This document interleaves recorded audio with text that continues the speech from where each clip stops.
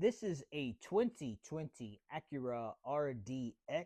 Look at those nice headlights designed by Honda. Acura. The customer wanted to get these headlights restored. It had yellowing on it and the clear coat was failing. So went ahead and took care of this one right here, put it through the restoration process. This is how it looked. And this is how it looks now. Look at that. Let's go ahead and jump to the other side. You see the other side had that yellowing on it that the customer was concerned about.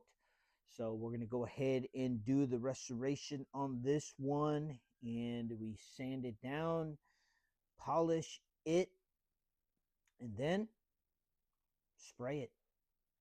This is what it looked like. This is how it looks now. Looks really good.